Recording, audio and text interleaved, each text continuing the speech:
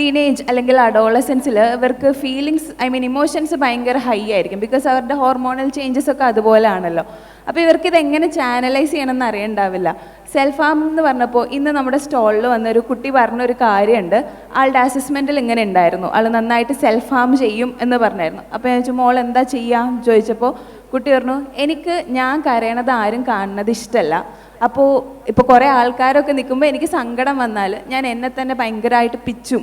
അപ്പോൾ ആ വേദനയിൽ കുട്ടിയുടെ കണ്ണിൽ നിന്ന് കണ്ണീര് വരാണ്ടിരിക്കും. അപ്പോൾ ഞാൻ ചോദിച്ചു കരയണതൊരു മോശം കാര്യമാണോ? പറഞ്ഞാൽ മോശമെന്നല്ല, പക്ഷേ എനിക്ക് ഞാൻ കരയണത് ആരും കാണണ്ട. ഇങ്ങനെ പല റീസൺസ് കാരണം അഡോളസൻസിലെ സെൽഫ് ഹാമിങ് കുറച്ച് കൂടുതലാണ്. എന്തായിരിക്കും ഇതിൻ്റെ വേരിയസ് റീസൺസ്? പ്രിഡോമിനൻ്റ്ലി ഇങ്ങനെയുള്ള സെൽഫ് ഹാമിങ് നമ്മൾ കാണുന്നത് ഈ അഡോളസൻസ് ഏജിലാണ്. ആൻഡ് ഇതിൽ ഒരു ജെൻഡർ എന്ന് കൊണ്ടുവന്നു കഴിഞ്ഞാൽ ഫീമെയിൽ സെൽഫ് ഹാമിങ് റേഷ്യോ വളരെ ഹൈ ആണ് കമ്പയർ ടു മെയിൽ.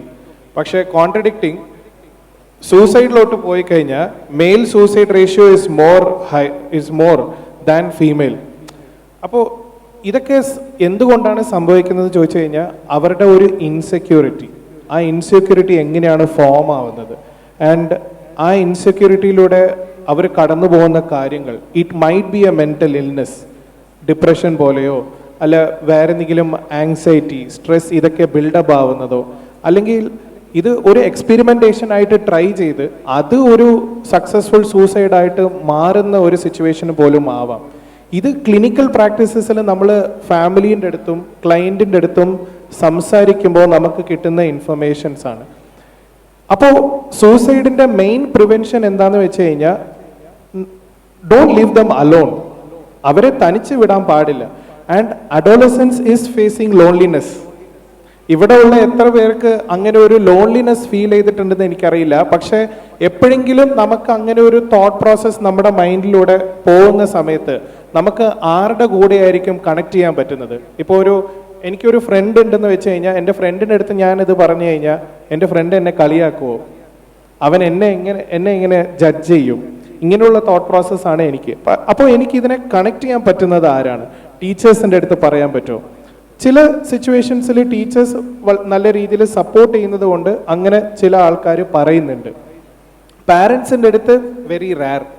പാരൻസിൻ്റെ അടുത്ത് ഇതിനെക്കുറിച്ച് സംസാരിക്കാൻ പറ്റുന്നില്ല. പാരൻസ് ഇതിനെ ഒബ്സർവ് ചെയ്യാൻ പറ്റുന്നുണ്ടോ?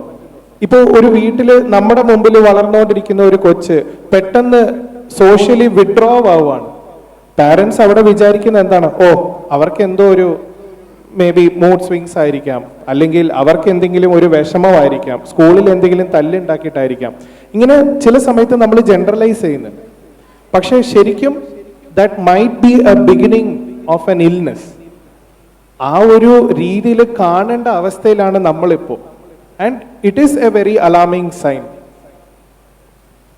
നമ്മൾ സൂയിസൈഡിനെ പറ്റി പറയുമ്പോൾ അധ്യാപിക എന്നുള്ള രീതിയിൽ ഞങ്ങൾ പല ക്യാമ്പസുകളിലും ഇതുപോലെയുള്ള ക്യാമ്പുകൾ നടത്താറുണ്ട് കുട്ടികളുടെ, പ്രത്യേകിച്ച് ഹയർ സെക്കൻഡറി ലെവലിലൊക്കെയുള്ള കുട്ടികളുടെ ക്യാമ്പസുകളിൽ നമ്മൾ ക്യാമ്പുകൾ നടത്താറുണ്ട്. അപ്പോൾ ഇപ്പോൾ ഈ അടുത്ത് നമുക്കറിയാലോ, കോവിഡിന് മുൻപുള്ളൊരു കാലഘട്ടമുണ്ട്, കോവിഡിന് ശേഷമുള്ളൊരു കാലഘട്ടമുണ്ട്. വളരെ വേഗതയിലുള്ളൊരു ചേഞ്ചാണ് ക്യാമ്പസുകളിൽ നടന്നിട്ടുള്ളത്. കാരണം നമുക്കറിയാം ടെക്നോളജിയുടെ കടന്നുകയറ്റമുണ്ടായി. കടന്നുകയറ്റം രണ്ട് രീതിയിൽ നമുക്കതിനെടുക്കാം.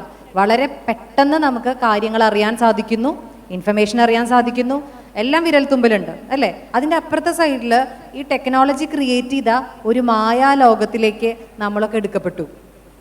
സ്ക്രീനിൻ്റെ പിറകിലിരുന്ന് ഞാൻ പലപ്പോഴും ഈ സോഷ്യൽ മീഡിയയിലുള്ള പോസ്റ്റുകൾ കാണുമ്പോഴേ, പോസ്റ്റല്ല നോക്കാറ്, കമൻറ്റുകൾ നോക്കാറുണ്ട് മനുഷ്യന്മാരുടെ ബിഹേവിയർ പഠിക്കാൻ വേണ്ടിയിട്ട്. ഈ ക്യാമറയുടെ പിറകിലിരുന്ന്, സ്ക്രീനിൻ്റെ പിറകിലിരുന്ന് നമുക്ക് എന്തും വിളിച്ച് പറയാം എന്നുള്ളൊരു കൾച്ചറിലേക്ക് വരണം. പക്ഷേ ഇതേ കുട്ടികൾ തന്നെ സ്റ്റേജിൽ വന്ന് രണ്ട് കാര്യം പറയൂ എന്ന് പറഞ്ഞാൽ അതിനുള്ള ധൈര്യമില്ല. സോഷ്യൽ ആങ്സൈറ്റി ഒക്കെ വളരെയധികം കൂടിപ്പോയി. കാരണം വെച്ചാൽ പിറകിലിരുന്ന് എന്തും ചെയ്യാമെന്നുള്ളതാണ്. അപ്പോൾ ഞങ്ങൾ ക്യാമ്പസുകളിൽ ഇതുപോലെ പഠനങ്ങൾ മാത്രമല്ല, ഒരു മെൻ്റൽ ഹെൽത്ത് സർവീസ് എന്നുള്ള രീതിയിൽ നമ്മൾ പോകുമ്പോൾ മനസ്സിലാക്കുന്നത് വെച്ചാൽ ഒരുപാട് കുട്ടികൾക്ക് സൂയിസൈഡൽ ഐഡിയേഷൻ എന്ന് പറയും. അതായത് സൂയിസൈഡിനെ പറ്റിയുള്ള വളരെ കൃത്യമായ ചിന്തകൾ. പലരും 1, 2, 3 തവണ പോലും സൂയിസൈഡ് അറ്റംപ്റ്റുകൾ നടത്തിയിട്ടുള്ളവർ കുട്ടികൾ.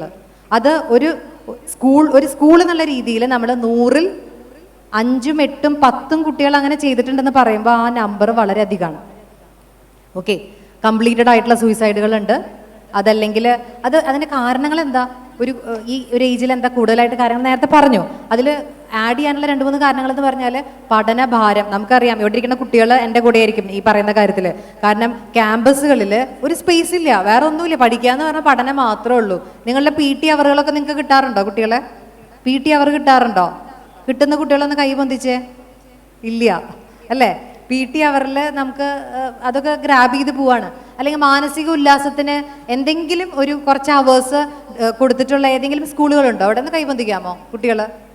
അങ്ങനെയുള്ള സ്കൂളുകളിൽ നിന്ന് വരുന്ന കുട്ടികൾ, അതായത് കുറച്ച് സമയം, ഒരു അരമണിക്കൂർ നിങ്ങളെല്ലാവരും മാനസിക ഉല്ലാസത്തിന് വേണ്ടി ഉപയോഗിച്ചോളൂ എന്ന് പറയുന്ന സ്കൂളുകളുണ്ടോ? ഇല്ല. അപ്പം അങ്ങനെയുള്ള സമ്മർദ്ദങ്ങൾ, പഠന സമ്മർദ്ദങ്ങൾ, അതിൻ്റെ ഇടയിലാണ് നിങ്ങൾ ഇതിലെ ഏത് ഗ്ലയറിംഗ് ആയിട്ടുള്ള കോഴ്സ് ചൂസ് ചെയ്യണം എന്ന് നിങ്ങളോട് ചോദിക്കും. പക്ഷെ തീരുമാനം ആരാ എടുക്കുന്നത്? പാരൻസ് അല്ലേ? ഇതൊക്കെ മോനെ നല്ലത് അല്ലേ, ഇതിൽ പോയാൽ മതി, കാരണം ഇതിൽ പോയാൽ രക്ഷപ്പെടുള്ളൂ, ബാക്കി വഴിക്ക് പോയാൽ രക്ഷപ്പെടാനുള്ള യാതൊരു വക സാധ്യതയില്ല. പഠന സമ്മർദ്ദങ്ങൾ, എക്സാം ആങ്സൈറ്റി ഞാൻ കാണാറുണ്ട്. പരീക്ഷാ കാലഘട്ടമായ പരീക്ഷയുടെ ഡേറ്റ് അനൗൺസ് ചെയ്ത് കഴിഞ്ഞാൽ കുറേ കുട്ടികൾ വരും നമ്മളുടെ അടുത്ത്, എനിക്ക് താങ്ങാൻ പറ്റുന്നില്ല, അതായത് ഞാൻ തോൽക്കും എന്നുള്ള ചിന്ത എനിക്ക് കടന്നു പോകാനായിട്ട് എനിക്ക് പറ്റുന്നില്ല. അതിന് കാരണങ്ങൾ പലതാണ് കേട്ടോ. അതായത് ആങ്സൈറ്റി ഡിസോർഡേഴ്സ് പോലെയുള്ള സംഭവങ്ങളുണ്ട്, OCD പോലെയുള്ള കണ്ടീഷനുകളാവാം അതിൻ്റെ പിറകിൽ, അതല്ലെങ്കിൽ ഈ പറഞ്ഞ പോലെയുള്ള ഡിപ്രഷൻ പോലെയുള്ള കണ്ടീഷനുകളാവാം, പലതാവാം കാരണങ്ങൾ. ഇപ്പം ADHD പോലെയുള്ള കുട്ടികൾ, അതായത് അടങ്ങിയിരിക്കാത്ത സ്വഭാവമുള്ള, അറ്റൻഷൻ കോൺസെൻട്രേഷൻ ഇല്ലാത്ത കുട്ടികളുണ്ട് അല്ലേ. പിന്നെ അതുപോലെ തന്നെ സ്കൂളുകളിൽ കൂടുതൽ കാണപ്പെടുന്ന റിജക്ഷൻ സെൻസിറ്റിവിറ്റി, അതായത് ലവ് അഫെയർ തകർന്ന കേസുകൾ, അതല്ലെങ്കിൽ ടീച്ചേഴ്സ് റിജക്ട് ചെയ്യുമ്പോൾ ഉണ്ടാവുന്ന സിവിയർ ആയിട്ടുള്ള ഇമോഷൻസ്, പാരൻസിൻ്റെ സൈഡിൽ നിന്ന് ഉണ്ടാവുന്ന റിജക്ഷനെ താങ്ങാൻ പറ്റാത്ത ആൾക്കാർ, അങ്ങനെ കാരണങ്ങൾ പലതാ. പക്ഷേ അണ്ടർലൈങ് ആയിട്ടുള്ള മാനസിക പ്രശ്നങ്ങളുണ്ടോ എന്നുള്ളത് ഐഡൻറ്റിഫൈ ചെയ്ത് ഒരു എക്സ്പേർട്ടിൻ്റെ അടുത്ത് ചികിത്സയ്ക്ക് എത്തിക്കുക എന്നുള്ളത് നമ്മളുടെ കടമയാണ്. അതുകൊണ്ട് ഇങ്ങനെയുള്ള പ്രവണതകളുണ്ടെങ്കിൽ അത് ആദ്യം ചെയ്യേണ്ടത്, ആദ്യം പാരൻസ് സംസാരിക്കുക. അത് നിങ്ങളുടെ പരിധിയിൽ നിൽക്കുന്ന കാര്യമല്ലെങ്കിൽ താമസം വിചാരിക്കരുത്. എക്സ്പേർട്ടായിട്ടുള്ള ആൾക്കാരുണ്ട്, ക്ലിനിക്കൽ സൈക്കോളജിസ്റ്റുകളും എക്സ്പേർട്സായ സൈക്കോളജിസ്റ്റുകളും ഉണ്ട്. അവരെ കാണുന്നതിൽ ഒരു തെറ്റുമില്ല. ഇതൊരു തേർഡ് പേഴ്സൺ നിങ്ങളെ ഇവാലുവേറ്റ് ചെയ്ത് തരുന്ന ഒരു സിറ്റുവേഷനാണ് അല്ലേ. നമുക്ക് പറ്റാത്ത ഒരു തേർഡ് പേഴ്സൺ ഇവാലുവേറ്റ് ചെയ്ത് തരുന്നു. ആ ഒരു ലാളിത്യത്തോടുകൂടി അതൊരു സർവീസാണ്, കുട്ടിക്ക് നിങ്ങൾക്ക് ചെയ്തു കൊടുക്കാൻ പറ്റുന്ന ഏറ്റവും വലിയ സർവീസുമാണ്.